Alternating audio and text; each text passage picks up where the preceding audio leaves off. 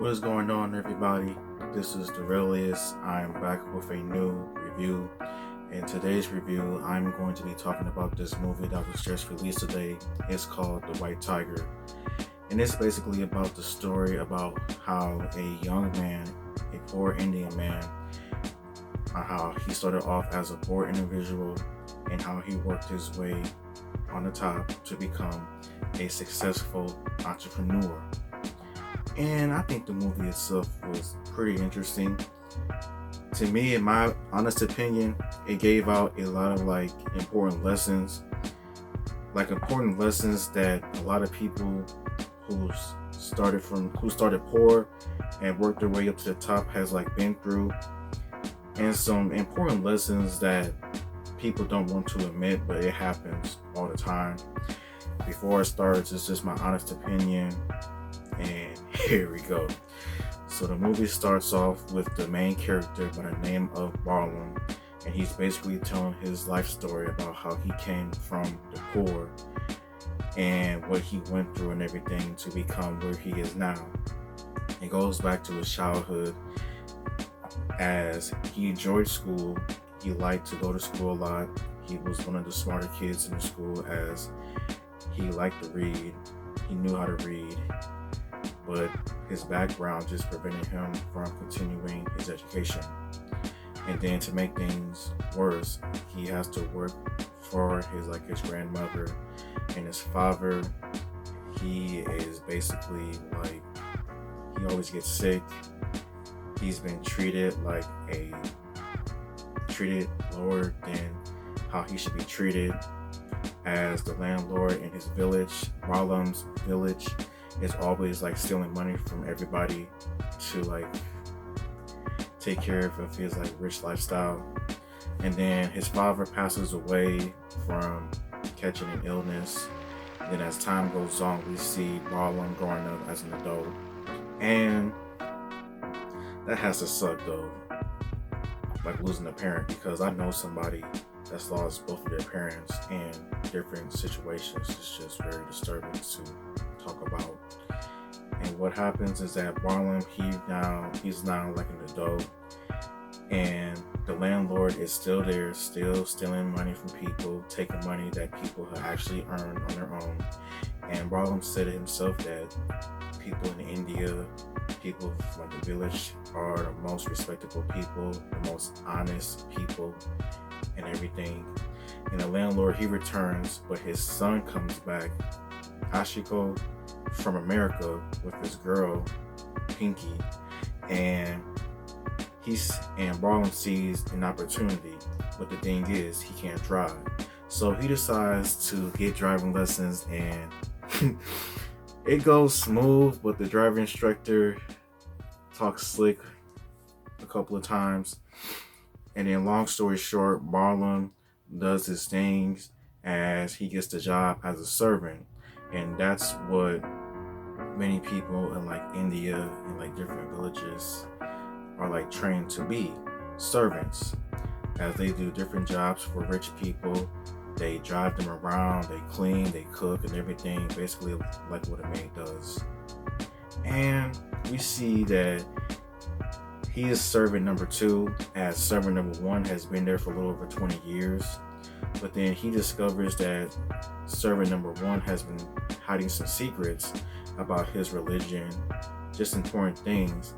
And basically, long story short, he makes him quit, which I thought was real foul to do. The man's trying to make money. The man's trying to provide for his kids. Everybody has to eat one way or another. Doesn't matter what you gotta do, everybody gotta eat. And that was real grimy on his behalf to do it. But he did say himself that he does have some guilt for doing that to him. And we see that Barlam and the landlord's son, Ashiko, they're starting to know each other better, as Ashiko is actually one of the few people that actually treats Barlam with respect. And so does his wife, Pinky. And what we see is that Ashiko, he doesn't get paid nothing. He gets paid some slave, as he makes a promise to his grandmother before he takes the job, before he even does everything, and that is that he is going to be paying them, like send money back to them so that they can like provide for themselves and everything. And also, since that he decides to like go work for the landlord and his son and the whole family and everything, basically if he messes up, then some people, long story short, are going to kill him, kill his family, put them on the news or the newspaper, I might add. And Barlum realizes that he can't mess up. So then one night, it is Pinky's birthday as they're out celebrating, and Barlum has been on the job for like a few months now. Things go smooth at first, but then on the drive home, a little girl sees Pinky out of the window and tries to get Pinky to like let her like get her to buy something.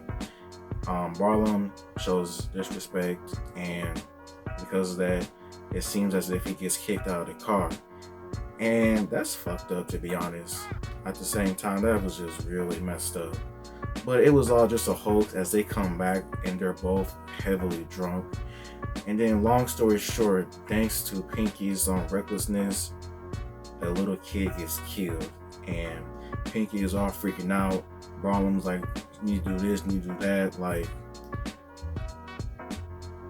at that moment, he should have, I would have called the police if it was me, because I'm not just gonna do that to somebody. Like, if I accidentally hit somebody, I'm actually gonna call the police, call the ambulance, get help, because I don't want that to come back to haunt me in life if the person died and everything. And so the next day, Barlum goes to Ashiko's house and the landlord is there. And it seems is that they're trying to flip the script on Barlum, make him basically be like he's the one that hit the little kid and he's responsible for the kid's death.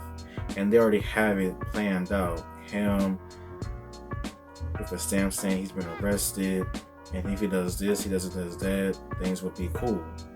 And once he does that, he signs the paper like an idiot. At that point, he should have freaking quit it. Like, if it was me, I would have just quit the job, like, or you could have just taken me out the game, because why would I sign a paper that basically says that I killed somebody, and when I know that I didn't do nothing? Yeah, he was there, but he didn't kill him. Pinky did. So he signs the paper like a fool. Then he realizes that he has messed up big time. And as the movie goes on, we see in the second half of the movie, Barlum, who's now famous, with a wanted picture of himself, as he's been missing for like 3 years. And I'm now starting to think, like, did he kill the people? Like, did he kill the people? But as the movie goes on, I get my answer. Pinky is very remorseful for what she has done, as she has tried to look for the family, but it doesn't go nowhere. And she gets tired of Ashiko's crap and everything with being in India, because she's tired of it. She wants to go back to New York. And she leaves him.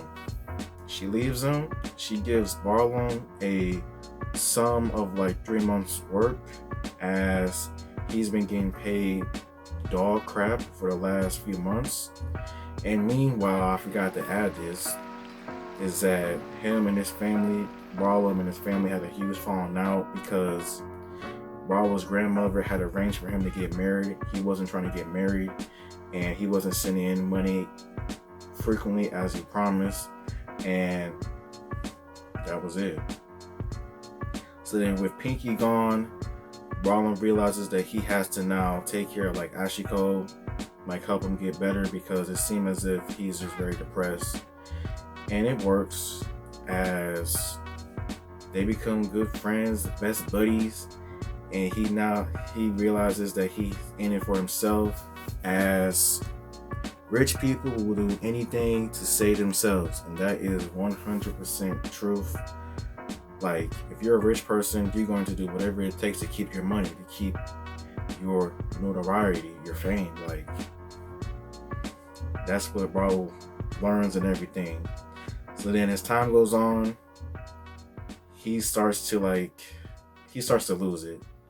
He starts to understandably lose it.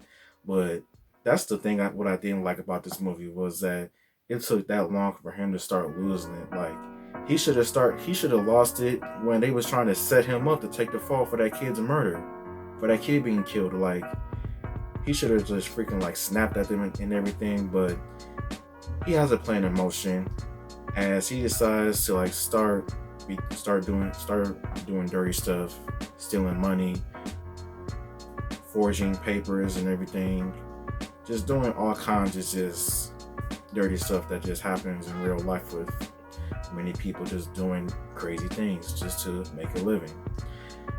And then by the end of the movie, Barlow's nephew comes as his grandmother is basically tired of him not sending any money and how he's supposed to be married, and that if he doesn't get married, then she's basically going to write a note to Barlow's people and everything, explain to them about everything, and that's not going to end well. And at first I thought that Barlow was going to like leave the nephew, as he did slap him like he was a pimp and everything. On some Boondocks time with a pimp named Slickback, but that didn't happen. He didn't leave him. That was family. Long story short, after all that has happened, Barlow kills Ashiko and takes his money, like 2 years' salary worth. And because of that, he decides to go into hiding for a month, and then he decides to travel to another location, which is becoming bigger, with his nephew. And he becomes a successful entrepreneur after a few years. And he's been wanted for like 3 years now, but as he said himself, half of the people in India look exactly like him, so what would be the point? And he also paid the cops off too, and he did make like a good point though. Like there are like 2 ways that people will become famous, will become like successful in life, which I think is kind of true on some people's life story. It's either through like crimes, political stuff. And someone did say on a website a few days ago that I was reading, that I'm a frequent user on, is that in order to make it to the top, sometimes you have to do a lot of grimy stuff to get there. Doesn't matter what, it's going to be grimy, it's going to be bad. And I believe that is 100% true, that you will have to do some grimy stuff to make it to the top. And I know that is not the case for everybody's story that went from being poor to successful, but it is true for like a good maybe like 45% of the time. Bad estimation, I know. But he becomes successful with his own taxi company, and that is it. That's the end of the movie. I thought that it was an interesting movie. It was a crazy life story to me about on how he became from poor to successful. He had to do a lot of just horrible things, but the people that he was with was already doing horrible things to him. So it is what it is. If I were to rate this movie, I would probably rate this like a easy, like a good, maybe like a 7.5, 8 out of 10. And that is the end of my review. And until next time, bye-bye.